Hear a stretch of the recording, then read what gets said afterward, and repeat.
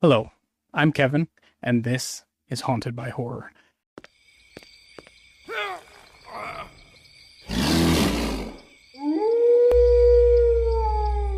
Today I wanted to talk about the Tubi original film, Tarot Curse.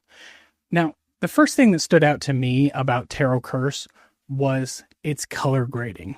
They use an orange and teal color palette that gives the film a cinematic look, but it just feels uninspired. It's passable, but it's not particularly impressive, making it seem as though the filmmakers may have relied on a basic cinematic LUTs pack rather than crafting a unique visual style. The overall production has a distinctly low budget feel, which is evident from the outset. Now, you may be looking at this and saying, hey, are you using orange and teal? But in my defense, I have 2 orange lights in front of me and 4 blue lights behind me, and that's how I'm achieving that look.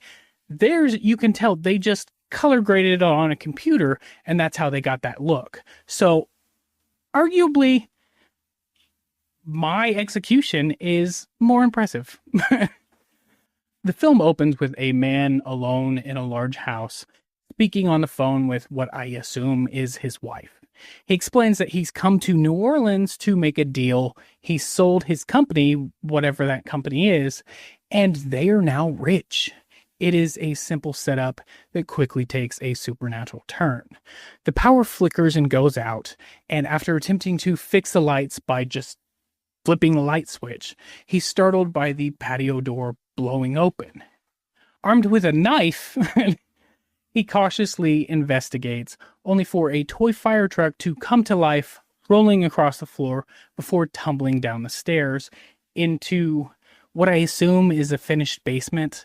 What follows is an unfortunate sequence of events that leads more into slapstick than horror. As the man descends into the basement, a gust of wind knocks him down the stairs, causing him to stab himself in the gut with his own knife.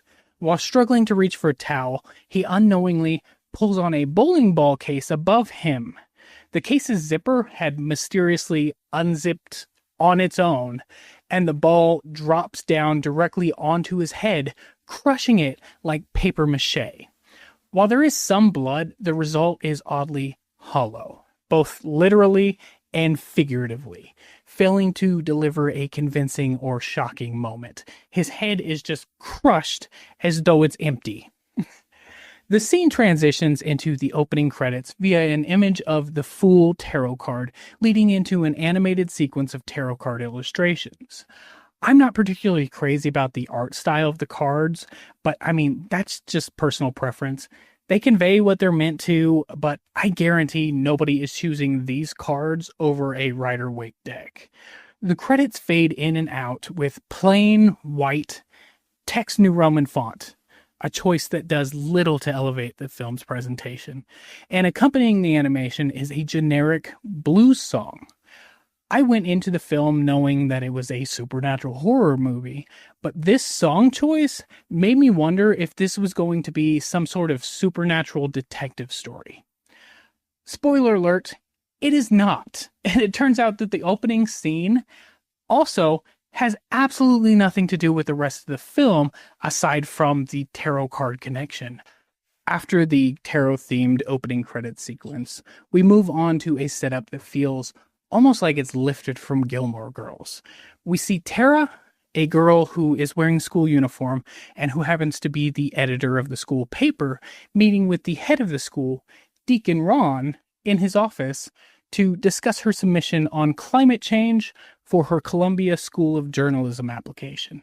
And Deacon Ron is explaining to her that he feels she needs to include a more personal, human touch in her work.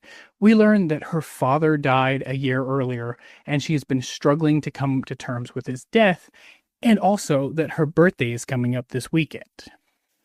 We then get a quick cut of introductions to the other characters, including Chloe, the obsessive swimmer, Jordan, the drug dealer with a heart of gold, Preston, the VH-loving film nerd, and Quinn, the conflicted cheerleader.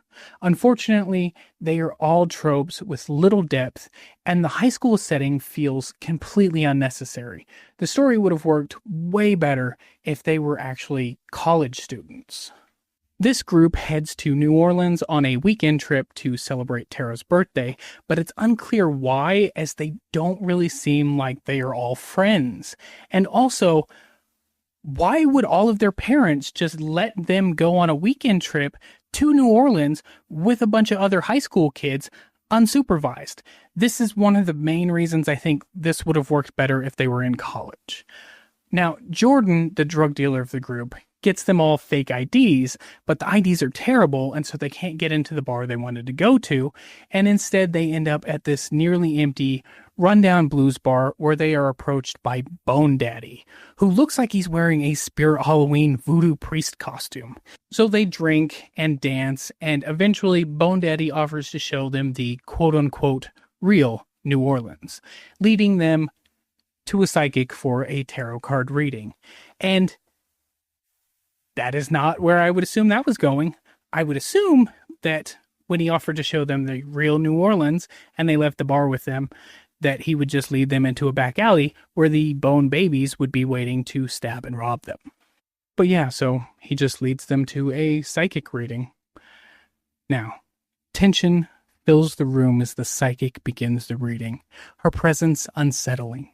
She asks each of them in turn what they desire most, and as they answer, she deals each of them a single card, all from the major arcana. Tara notices that the psychic's leg is shackled to the table. When she turns over her own card, it's the death card. Uneasy, the group moves to leave, but the psychic suddenly slashes her palm, smearing her blood across the table, and then onto Tara's arm.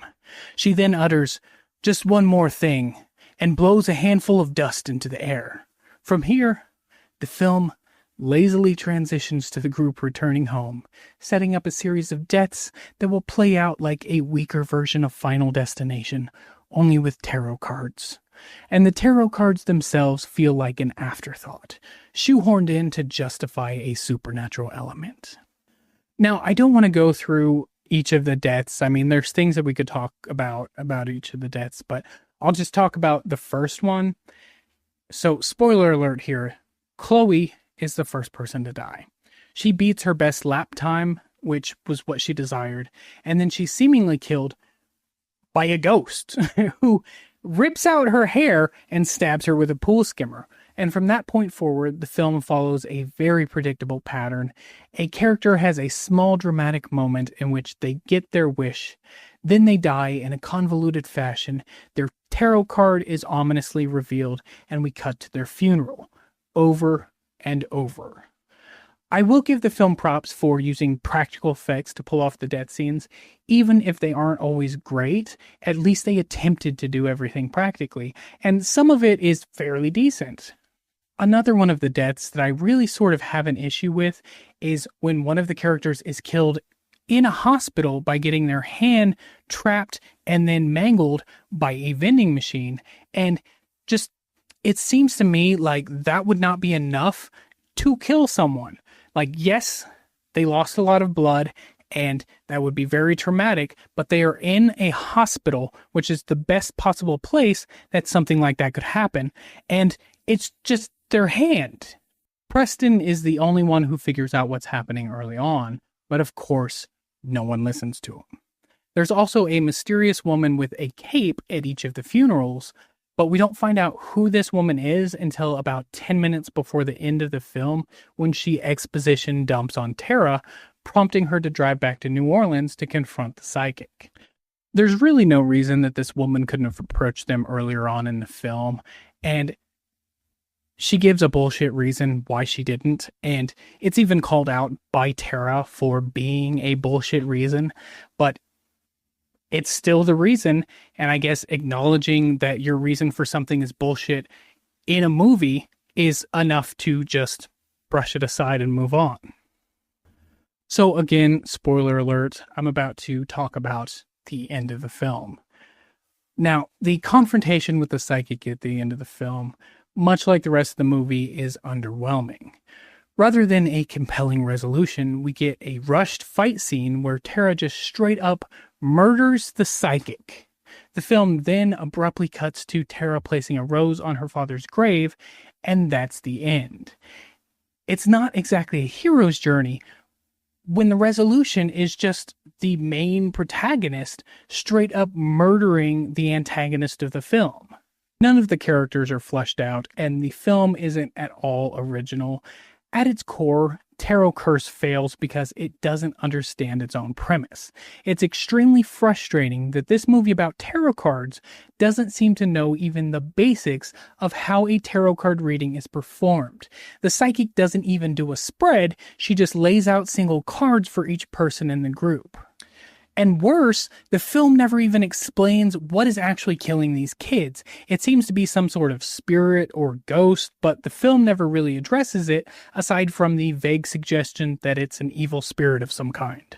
Overall, I give Tarot Curse 2 out of 5 golden skulls. The uneven storytelling, lack of character depth, and derivative execution make Tarot Curse a forgettable horror entry. While some of the death scenes have creative moments and the film at least tries to deliver a coherent visual style, it ultimately falls flat. It's not the worst horror movie out there, but it's definitely not one that's worth revisiting.